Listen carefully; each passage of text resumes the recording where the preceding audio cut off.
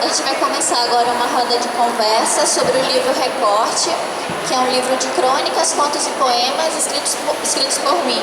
Meu nome é Thalita Guimarães, eu sou maranhense de São Luís e esse é o meu segundo livro que eu estou lançando esse ano. O meu primeiro livro chama Vila Tulipa, foi lançado em 2007 e é infanto-juvenil. A conversa hoje é sobre esse tema, o jornalismo do essencial, o instante fugaz em que o trivial se torna crucial em Recorte. Por quê? Porque eu me formei em jornalismo em 2010 e apesar de gostar muito da minha área e de gostar muito de escrever e de me interessar muito pela realidade, eu tinha um problema muito grande para lidar com a realidade, para me situar no mundo e querer tratar dos temas que o jornalismo factual, o jornalismo diário tratava. E como exercício para lidar com essa realidade da minha profissão, eu comecei a olhar para o cotidiano e tentar gostar do mundo, tentar identificar coisas que iriam me fazer gostar de estar no mundo e querer continuar no mundo. Era um exercício de apreensão sensorial da realidade em que eu queria olhar para as coisas e enxergar o que era bom, o que era bonito, o que valia a pena de reportar e que nem sempre vai para o jornal, nem sempre a gente tem a oportunidade de levar a criança com a flor para o jornal. E às vezes a gente deixa de olhar a criança com a flor porque ela não está no jornal, porque ninguém está falando dela. E existem milhares de coisas acontecendo no mundo que não são notícia, não estão na mídia, não estão ganhando destaque e que existem e que fazem o maior bem, assim, são essenciais para a gente continuar vivendo e são muitas vezes o que nos mantém vivo, o que alimenta a gente. Então o recorte é isso, o recorte é um pedaço do dia em que eu, por algum motivo, vi alguma cena, algum diálogo que me tocou profundamente e eu quero guardar isso para me lembrar de que isso faz parte do mundo em que eu vivo.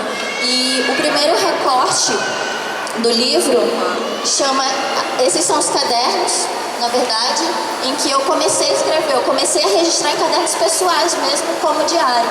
E os cadernos estão aqui, como os textos. Eu gostaria até de passar para vocês irem folheando, quem quiser dar uma olhada. Tem umas folhas soltas, então só tomar um pouquinho de cuidado. O primeiro caderno foi o vermelho e o segundo foi o amarelo. O primeiro caderno eu comecei a escrever em 2010 e terminei em 2013. Então ele fala muito de infância, das minhas memórias. As crianças que eu encontro no caminho são sempre as que me chamam mais atenção, porque elas falam coisas incríveis e você quer guardar aquilo para não esquecer, para não deixar de ser criança também um pouco.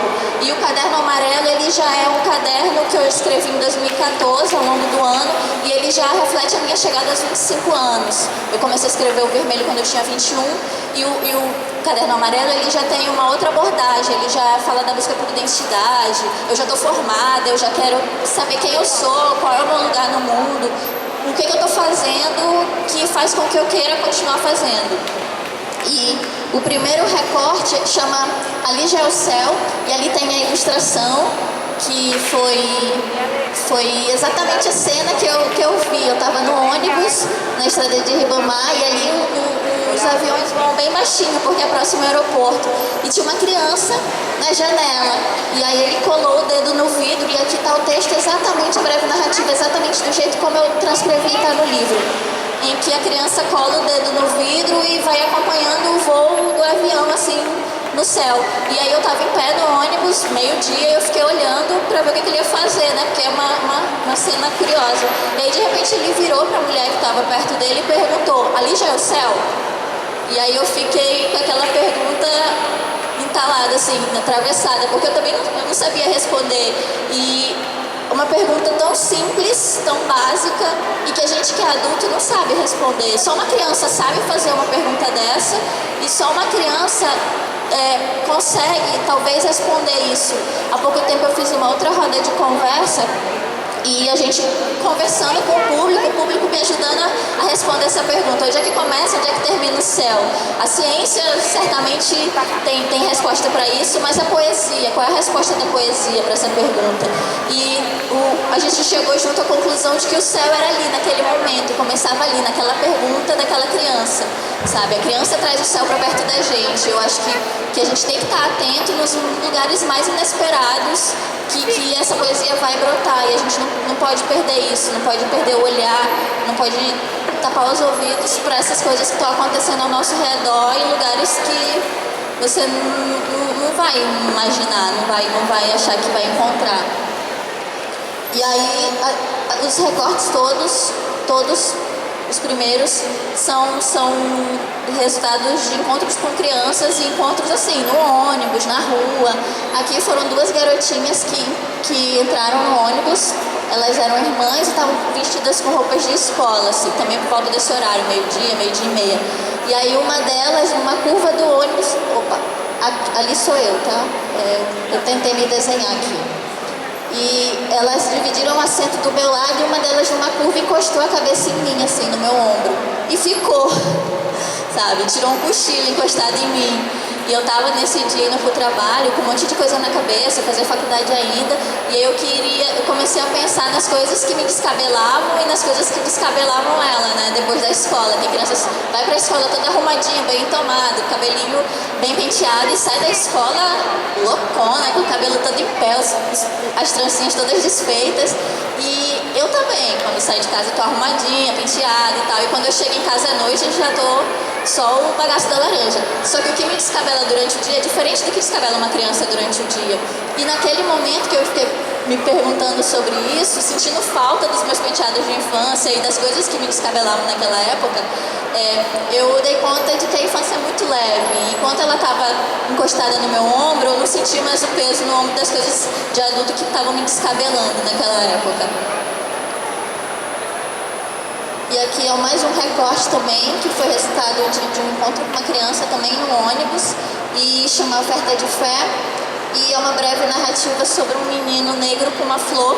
Foi uma noite chuvosa, isso já foi no retorno do trabalho, e ele estava segurando dois guarda-chuvas encharcados, e no meio dos guarda-chuvas ele estava com a florzinha na mão, uma flor branca um pouco murcha, e era um dia que essa oferta flor para santa, e ele entrou na parada da igreja e ele me rendeu essa imagem belíssima, assim, que mesmo em pé no ônibus, cansada de um dia de chuva, fez valer a pena o trajeto, sabe? Encontrar essas coisas e ainda cansada, conseguir enxergar isso no dia. São recortes de coisas que eu realmente gosto de colecionar, de levar pro meu caderno e depois lembrar, sabe? Às vezes o dia inteiro passa e você não lembra nada, você não tem nada para falar desse dia se não tiver acontecido alguma coisa muito feliz ou muito traumática. E os recortes são coisas que acontecem todos os dias. Eu comecei a achar que dava para extrair recorte de todos os dias do ano, se eu conseguisse estar atenta a tudo que estava acontecendo ao meu redor. Aqui já é um poema, dos poucos que eu escrevi, porque eu não costumo escrever poema, eu escrevo mais breve narrativa e crônica, e ele é especial porque ele é um poema vivo. Ele está aqui em algum lugar, está dentro do caderno. Eu acho que eu guardei na minha bolsa, eu vou pegar.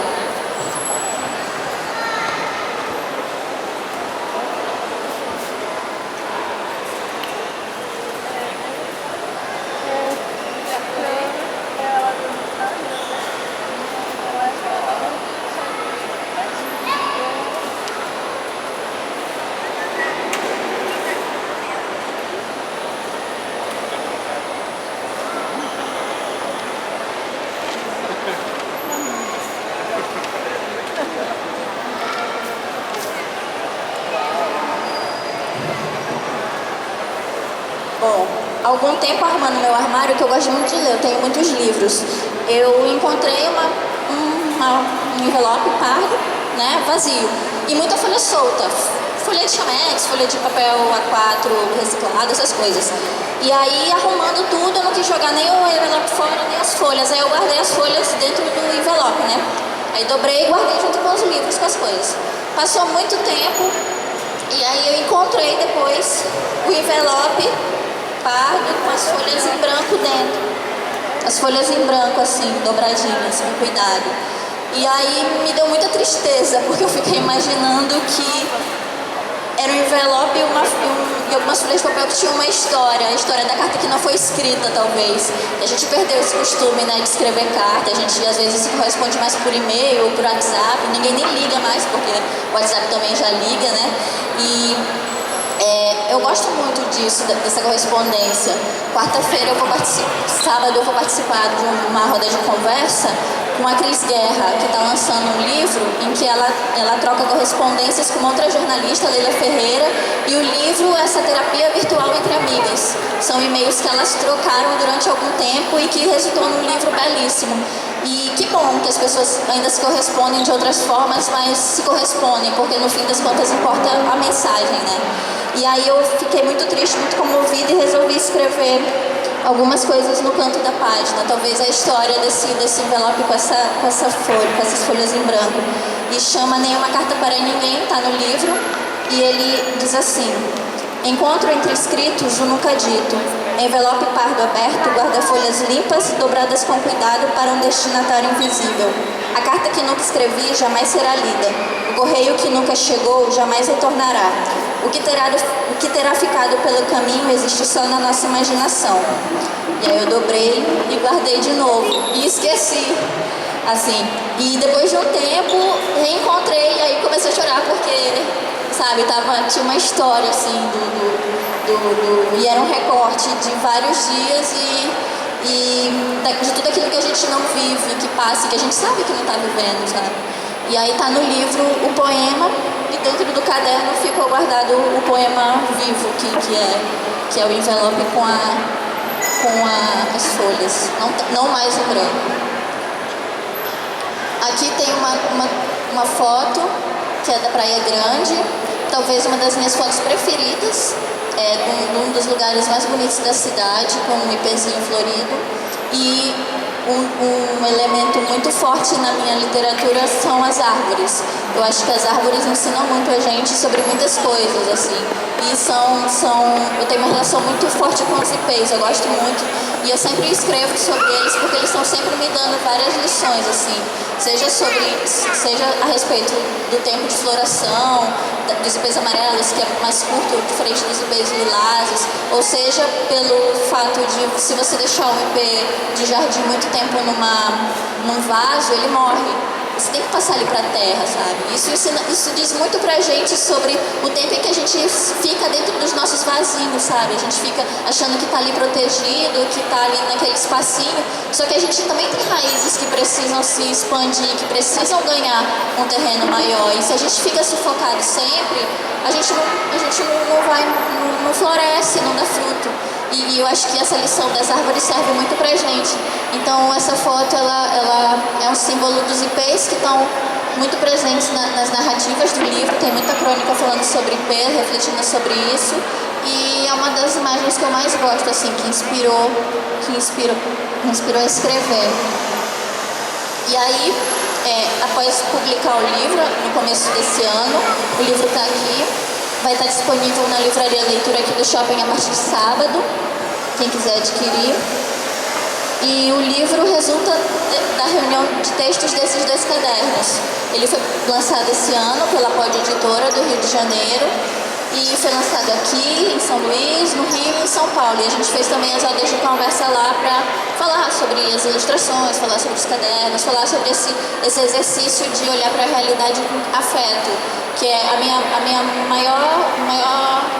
maior busca, assim, é de sempre olhar para a realidade com afeto, de olhar para o outro com humanidade, com carinho, com amor. E nem sempre a gente consegue, né? Às vezes a gente vai se deixando abater por tantas coisas e vai murchando, assim, as coisas que a gente tem boas.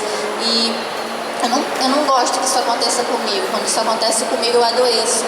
Então é um exercício mesmo consciente de tentar não permitir que as coisas ruins me afetem, assim. E de olhar para o mundo, devolver sempre amor, mesmo que venham coisas que eu não entendo, que eu não sei lidar, que me contrariam. Eu tento sempre direcionar um olhar de compreensão. Isso é um exercício desde a época da faculdade, desde a época em que eu comecei a estudar comunicação e tentar dialogar sempre, de manter um ambiente saudável através da comunicação e através de olhar para o outro e querer entender mesmo por que ele está passando, por que ele está agindo daquela forma. E a gente ganha tanto quando a gente abre os sentidos para o mundo, quando a gente passa a usar os olhos, a usar os ouvidos, a usar o tato, a usar a imaginação, sabe? Eu acho que a realidade fornece muita coisa rica. A gente não precisa, às vezes, buscar tantos subterfúgios para para alterar o estado de consciência da gente. Eu respeito, tenho muito respeito pelas liberdades individuais. Eu acredito que cada um faz realmente o que quer, experimenta o que quer, mas a minha experiência é sempre pela via da sobriedade, porque eu acho que a gente tem sentidos capazes de tocar o mundo de forma fantástica, assim, e de ser afetado pelo mundo também de uma forma que a gente eu acho que a gente subestima até a nossa capacidade humana de tocar o mundo, de ser tocado pelo mundo também. E esse é o meu maior exercício, tanto no jornalismo quanto na literatura, e quando os dois se encontram, assim, de usar o meu olhar para a realidade, o meu olhar para o cotidiano através de uma escrita literária, é ainda essa mesma busca de olhar para o mundo com afeto. E aí, depois da publicação do livro, veio a oportunidade de continuar escrevendo os recortes, só que dessa vez não mais nos cadernos, mas lançando direto na internet através desse blog, que é o Armazém de Cultura, que é um blog de São Paulo e que publica toda quinta-feira uma crônica nova, inédita, que não está no livro, com uma ilustração minha. Eu sempre gostei muito de desenhar, acho que foi uma das primeiras formas que eu comecei a me comunicar foi através de desenho. O meu primeiro livro, Vila Tulipa, nasceu de histórias em quadrinhos que eu fazia na infância. E aí, quando eu completei 16 anos, eu transformei tudo em texto, porque eu era crítica, achava que os desenhos não eram bons. E são desenhos bem infantis, assim, mas que eu guardo com muito carinho. E agora, com os cadernos, eu voltei a desenhar as coisas que eu via, porque é muito visual, os recortes são muito visuais, eles são como fotografias mesmo da memória, assim. É sempre uma imagem com algum diálogo ou não, às vezes uma imagem basta, que te comove e te faz querer guardar aquilo. E às vezes só escrever, botar em palavras não é suficiente, você quer lembrar daquela imagem, não dá para fotografar, não dá, né, sempre. Eu gosto de desenhar por isso, porque é a forma como a minha memória lembra, assim. E tem esse exercício de gostar de desenhar, de pintar, que faz bem, assim. Só que os desenhos não foram pro livro, por questões editoriais, porque também eu não desenhei todos os textos do caderno, e não foram. E aí, quando surge a oportunidade de escrever para o Armazém de Cultura, eu conversei com a editora, que é a Meire Farias, que inclusive é a jornalista que assina o prefácio do livro, e propus para ela, e Meire, se eu fizesse um desenho toda semana? E aí ela achou legal, vamos testar, e aí eu fiz o primeiro, que é esse aqui, O Homem das Flores, e não parei mais. A gente já está na 32ª coluna e todas as colunas estão ilustradas. Toda quinta-feira tem um texto com ilustração. E aí já é uma nova safra de recortes, em que eu passei por questões do cotidiano, pela infância, pelo tempo, pela identidade. São esses temas que me interessam, assim. Toda semana eu falo sobre alguma coisa que me comoveu muito. Aqui tem algumas ilustrações de crônicas sobre o cotidiano. Essa primeira é o Homem das Flores, que é um sujeito que fica lá no terminal de integração da Praia Grande. E eu não sei bem o que ele é, se ele é um morador de rua, se ele é um vendedor ambulante. Ele está sempre sujo, maltrapilho, e ele cata as flores do terminal, do canteiro do terminal, faz um buquê e tenta vender para as pessoas dentro do terminal. E uma vez ele ofereceu o buquê inteiro pra mim. Eu fiquei muito lisonjeada. Nossa, obrigada. E aí, assim que eu peguei o buquê, ele estendeu a mão assim e ficou esperando que eu pagasse. Aí eu tomei um susto e devolvi o buquê pra ele. Aí eu acho que ele não queria me dar as flores por gentileza. Acho que ele queria que eu comprasse. E eu fiquei tipo... Aí de lisonjeada eu fiquei ofendida, né? Porque, poxa, será que eu tenho que pagar por essas flores colhidas no canteiro terminal? E aí... Mas é um sujeito que me fascina muito por isso, por ser uma incógnita. A gente não sabe quem ele é, se ele está ofertando gentileza, se ele está tentando sobreviver. A forma como ele está passeando ali por aquele espaço é bastante curiosa. E às vezes eu acho que as pessoas não olham para ele. E ele não fala muito, você não consegue conversar. E ele me comoveu muito, ele foi o primeiro recorte. Aí ali em cima tem sobre netos, netinhos e vovós, que também foi no terminal. O terminal é uma fonte de inspiração constante, a quantidade de história que passa por ali. Ônibus e terminal, assim, é um laboratório de observação humana. E que 2 dias seguidos passaram pelo meu caminho netos com avós, assim, um rapaz muito gentil com uma senhora, de uns gestos, assim, de dar vontade de pôr no potinho e levar para casa, assim. E uma criancinha também que estava também no terminal falando umas coisas bem poéticas para a avó, tipo, olha, avó, os passarinhos na lâmpada. E Eles dois estavam trocando muitos carinhos nesse dia e eu estava sentada do lado deles morrendo de ternura, assim. E esse texto está no meu armazém. Aqui também é um recorte de ônibus. Tecnicamente aqui sou eu e aqui é a minha irmã Thalissa. Ela é mais nova, mas ela é maior mesmo. E esse aqui é um rapaz que me cedeu lugar no ônibus. E ele não desceu depois. Eu achei que ele fosse descer e não. Ele simplesmente me cedeu lugar, sabe? Você tá em pé no ônibus, alguém te cede o lugar e você não é idoso, você não tá grávida, você não... A pessoa te cedeu o lugar. E eu fiquei impressionada com isso ainda existir, com essa gentileza, e eu precisei guardar esse rapaz sem rosto no meu caderno de recortes, que agora não é só meu mais, porque ele vai direto pro blog e é de todo mundo. Aqui mais cotidiano, aqui é um recorte sobre os sonhos que a gente alimenta e os sonhos que a gente traz da infância, com esse boom do Pokémon GO, né, do joguinho. Muita coisa a se dizer sobre esse jogo, e a principal para mim é o fato dele transportar a gente de volta para a infância, dele dar a chance da gente viver as aventuras do Ash, assim. A gente vira um caçador de Pokémon e anda pelo lugar real, né, a experiência virtual e real, né, pela cidade, você vê Pokémons na sua cidade, assim, você explora a sua cidade através das lentes do imaginário. Isso para mim é fantástico, explica muita coisa sobre os nossos tempos e também sobre quem nós somos, eu acho. Ali foi uma criança, que tudo foi no mesmo dia. É uma criança que eu estava muito mal-humorada nesse dia, eu estava no ônibus, e aí um senhor vendendo balinha entrou e eu, droga, não queria que ele entrasse, tipo, mal-humorada, ranzinza mesmo, porque eu não sou assim. E aí eu sou assim também. E aí o garotinho sorriu, tão feliz pro vendedor de jujuba, que eu fiquei muito envergonhada da minha rabugice, muito. Eu fiquei olhando pro garotinho sorrir e cara, eu vou comprar mais jujuba porque eu preciso me alimentar da mesma coisa que essa criança está se alimentando. E aí foi um tapa assim pra mim, o sorriso dele, e me trouxe de volta pra realidade, assim, pra realidade que vale a pena. E aí do meu lado tava essa senhora, uma senhora com uma tatuagem de fadinha no ombro. E aí eu fiquei, caramba, a gente cresce, mas a gente precisa estar ligado aos sonhos ainda, né? Tá ligado à fantasia. E esses símbolos acompanham a gente pela vida toda. E o Pokémon GO lá no meio, mexendo tanto com isso de ser criança na nossa vida adulta. Aqui do lado é uma ilustração não tão boa. Não ficou. É muito difícil desenhar, tá? É muito difícil às vezes colocar em imagens que a gente está pensando, assim. Ainda bem que tem um texto. Mas enfim, essa ilustração aqui é bem especial. Eu gosto dela estar aqui e de poder falar dela, porque ela chama Domingo no Terminal, e essas pessoas aqui, ó, são pessoas, tá? Essas imagens aqui, ó, são 2 adultos e 2 crianças. Elas estão aqui. É a Iris com a família dela.